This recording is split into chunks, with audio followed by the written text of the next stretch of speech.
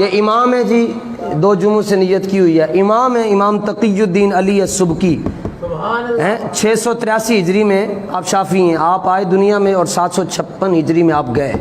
آپ کا موقف کیا ہے جی؟ آپ کے زمانے میں ایک عیسائی تھا، اس نے گستاخی کر دی نبی علیہ السلام کی شان میں، آپ کو بتایا گیا تو آپ نے کیا فتویٰ دیا؟ فرمایا یقتل، اور یہ کون لا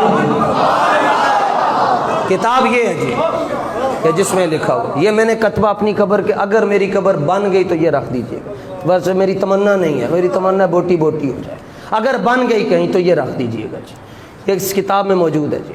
سنو جناب، مولوی کس کو کہتے ہیں؟ امام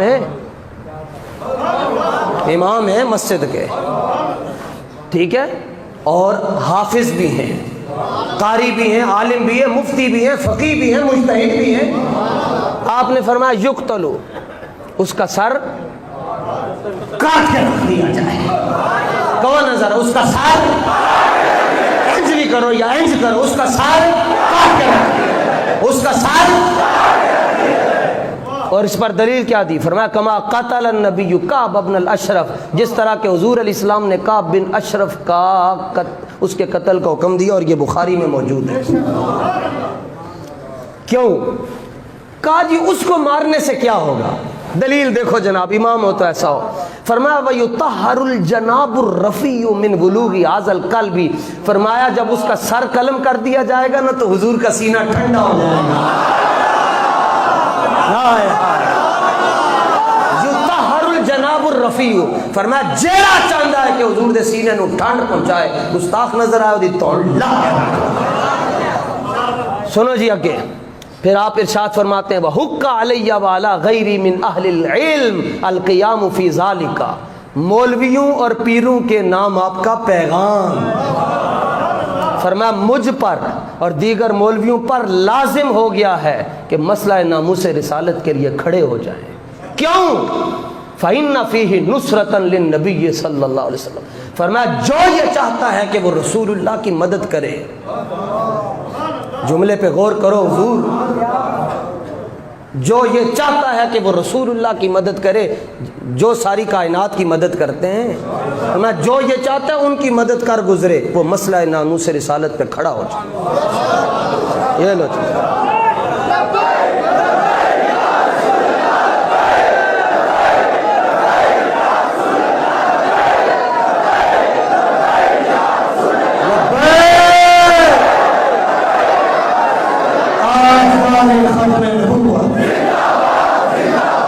لو جناب، فرمایا اور لوگوں کے لیے اس مسئلے کی اساسیت کو واضح کریں، کیونکہ اس میں جانے جانا کی مدد ہے، اور جو جانے جانا کی صلی اللہ علیہ وسلم کی مدد کرنا چاہتا ہے وہ مسئلہ ناموس رسالت کے دفاع کے لیے کھڑا ہو جائے۔ اللہ اکبر۔ اور فرمایا اللہ تعالیٰ ارشاد فرماتا ہے، اس پر آپ نے قرآن سے دلیل دی سورہ حدید کی آیت نمبر 25 سے، فرمایا وَلِيَعْلَمَ اللَّهُ مَن يَنْصُرُهُ وَرُسُلَهُ بِالْغَيْبِ، فرمایا اللہ اس کو دیکھنا چاہتا ہے جو بغیر دیکھے اللہ کے رسول کی مدد کرے گا، اللہ بھی اس کو دیکھے گا جو اس کے رسول کی مدد کرے گا، اور بن دیکھے مدد کرے گا، پوچھ کے نہیں۔ ایف آئی آر تو کٹنا ہی نہیں ہے، سی 295 تھی کہ آرڈر ہے نہیں کہ یہ ایف آئی آر نہیں کاٹنی، تمہیں آرڈر ہے نہیں کاٹنی تو ہمیں تو آرڈر ہے من سب نبی، تمہیں تمہارا آرڈر مبارک ہو، ہمیں ہمارا آرڈر مبارک ہو۔ لو جناب اگے گال کی تھی 700 صفحے دی حضور آپ نے کتاب لکھی ہے، فرماتے ہیں مجھ میں اتنی ہمت نہیں کہ میں اس گستاخ کا سر تن سے جدا کر سکوں، مجھ میں مولوی جو ہونا جی کیا اختیار ہے جی مولوی کا؟ اے 4 بندے انتظامیہ دے جتھے بیٹھ کے نا نہیں جی انج کر دیں جی نہیں انج کرتے ہیں ایسے نہیں، جنازہ پڑھن واسطے پھر بھی مولوی دی مددگار ہوندے جی، مولوی صاحب نے جنازہ پڑھانا ہے تے بک وق بھی انہاں دے خلاف کرتے ہیں جی۔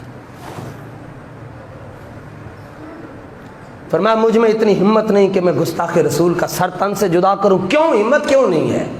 فرمایا اس لیے کہ وہ کسی دوسرے شہر میں ہے اور اس کو سیاسی پناہ حاصل ہے، اگر تے چلتا پھرتا ہوئے گا پھر تو میں وہ دی تون لا دینی سی۔ فرمایا اس کو سیاسی پناہ حاصل ہے، اس کے پیچھے بڑے بڑے مشیر وزیر کھڑے ہیں،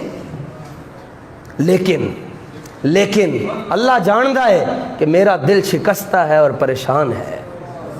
واللہ یعلم، اللہ جانتا ہے نہ قلبی کارہ منکر، میرا دل شکستہ ہے, ٹوٹ چکا ہے اور پریشان ہے. لیکن ولیکن اے گل تھوڑے واسطے آ گئی نہیں, ولیکن لا یکفی الانکار بالقلب ہا ہونا. اور ان مولویوں کے لیے بھی جو پنڈی گئے تھے جی, آپ تو بخشے ہوئے لوگ ہیں, آپ میں غدار کوئی بھی نہیں بیٹھا.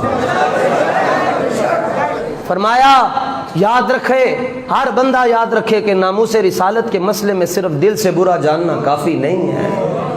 خود کہتے ہیں نا میرا دل پریشان ہے, لیکن فرمایا دل سے برا جاننا کافی نہیں ہے. اب کیا کروں گا؟